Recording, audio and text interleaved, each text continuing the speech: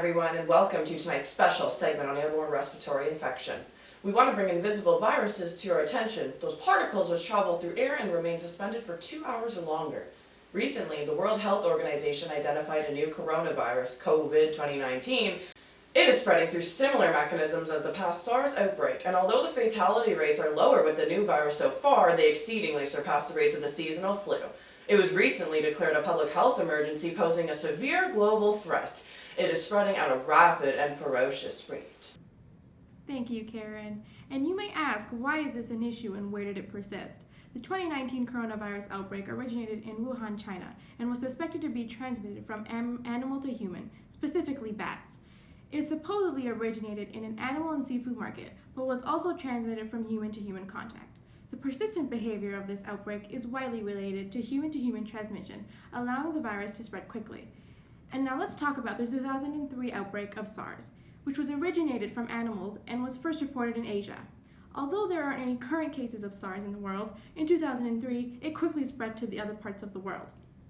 This infection was spread from close person-to-person contact, droplet transmission, and was also said to be transmitted through airborne. Now let's throw it to Sally Sue to talk about what have we done about this issue and infection.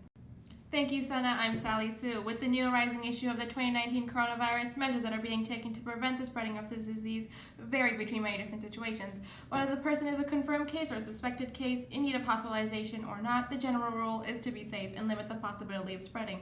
Tender precautions are taken for all patients, whether they are presenting signs or not, establishing proper hand hygiene from the healthcare personnel and patients, limiting the spreading of infection by providing masks for patients presenting symptoms, and to administer proper infection prevention protocols, such as wearing gowns, gloves, protective eyewear, etc. It is important to have proper triage protocols to immediately isolate someone if they are presenting symptoms, and it is important for the public to take precautions as well, practicing hand hygiene, staying away from people who are sick, and if they are sick themselves, and staying home and resting, and practicing proper sneezing and coughing etiquette. Public health announcements are making people aware of the proper ways in which to practice these as well, ensuring people are aware that spreading the germs will contribute to people getting sick. From a national standpoint, many countries are taking their own precautions to ensure that people who are traveling from China and may have visited the epicenter to ensure that they are not experiencing any symptoms, and if they are, then proper isolation and quarantine protocols are taken. Travel to and from China is limited, with only certain flights that are leaving these infectious areas to allow people to re-enter their countries, causing an economic crisis in China with 80% of the manufacturing industry offline. Now let's throw it to Ron Burgundy, who's going to talk about the 2003 SARS outbreak. Ron Burgundy here, live on location somewhere to refresh your memory of the 2003 SARS outbreak. Beginning with flu-like symptoms, the majority of cases of human-to-human transmission occurred in a healthcare setting due to an absence of infection control protocols globally. The outbreak ended once adequate protocols were in place.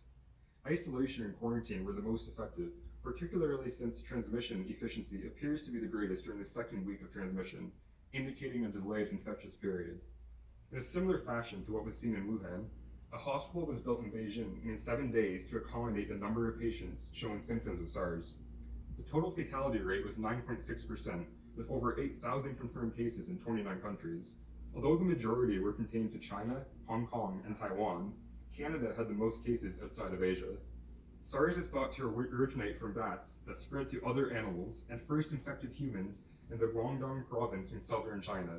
Although officially declared contained by the WHO in July 5, 2003, the Guangdong province is considered as a potential zone of reemergence. Now sending it over to Dick and Brick. Thanks, Ron, and welcome back to Channel 7 News. I'm Dick Chance. And I'm Brick Tamland. So you may ask, what are we doing about these airborne respiratory infections? Well, several airborne respiratory epidemics, including the SARS and the 2019 human coronavirus, have been caused by the human exposure to different airborne pathogens.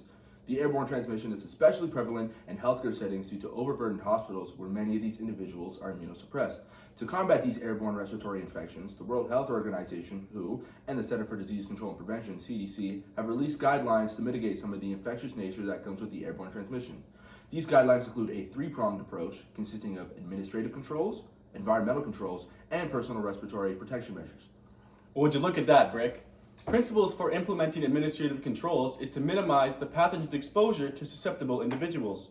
Administrative control measures encompass infectious control education and training at different levels of hospital staff. Outpatient department measures such as airborne respiratory infection screening, communicating cough etiquette amongst patients, isolation of symptomatic patients to ventilize negative pressure rooms, tracking of patients, and lastly, inpatient department measures such as minimizing hospitalization as well as advocating safe sputum collection are being practiced. Environmental control measures are approved primarily to reduce the concentration of infectious particles which are present in high traffic indoor areas and especially in hospitals. These control measures include patient isolation and effective bed spacing, adequate ventilation year-round, giving special attention to high-risk areas such as the Wuhan Coronavirus Center. Methods like mechanical ventilation, natural ventilation, air changes per hour, and upper ultraviolet have been proposed to ensure sufficient ventilation. Lastly, the CDC and WHO's personal respiratory protection guidelines promote proper hand hygiene, personal protective equipment against airborne pathogens which have been deemed essential to mitigate ARIs in high traffic areas. Studies have found that a multi-sectoral approach, as opposed to an individual approach, is more successful at controlling the droplets and aerosol expelled from coughing and sneezing. To conclude, the need of the hour is to assess the true contribution of airborne transmission to infection rates so that hospital administrators can implement appropriate control measures to keep respiratory infections under check. This has been Channel 7's most iconic duo. Thanks, Dick and Brick.